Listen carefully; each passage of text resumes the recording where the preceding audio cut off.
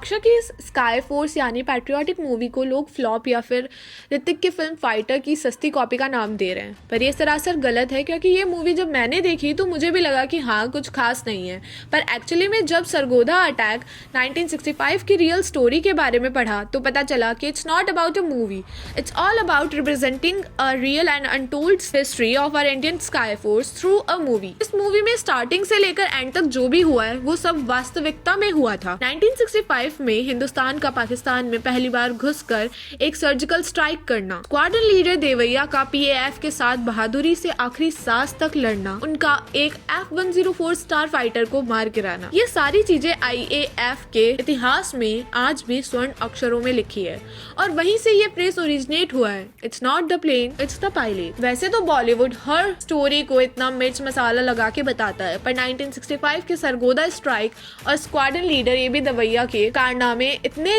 Unreal और legendary है कि ये अपने आप में ही एक सुपरहिट वॉर मूवी जैसा लगता है। इनफैक्ट सरगोधा अटैक मूवी को देखने के बाद शायद आप पहली बार किसी मूवी के बारे में रिसर्च करके उस स्टोरी के बारे में और जानना चाहोगे, क्योंकि इसमें कोई फिक्शन नहीं है, it's all about a military a war movie. इसमें निर्देशक ने एक रियल इतिहास और एक असली बहादुरी की कहानी को पर्दे पर बिना किसी मिर्च मसाले के दिखाने की पूरी कोशिश करी है।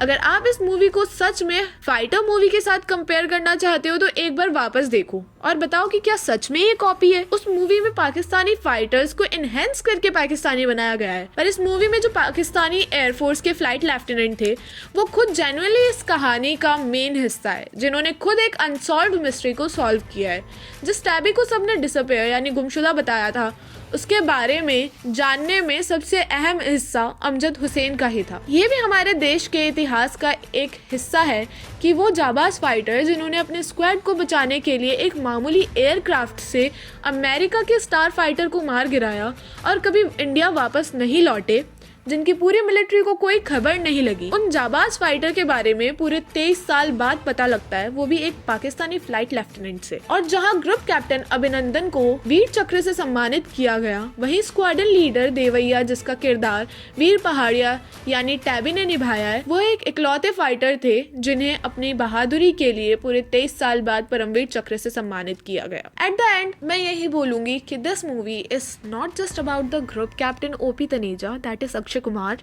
but it's majorly about the AB Devaiah, the Veer Pahariya. और फिर भी अगर ये रियल टू रियल और भारत के इतिहास की अद्भुत कहानी सच में जनता को फ्लॉप लग रही है तो बॉलीवुड को भारत के इतिहास को छोड़ के एक वही एक्स्ट्रा एक्शन, एक्स्ट्रा थ्रिलर और एक्स्ट्रा रोमांस वाली अनरियल और अनकंफर्टेबल मूवीज ही बनानी चाहिए।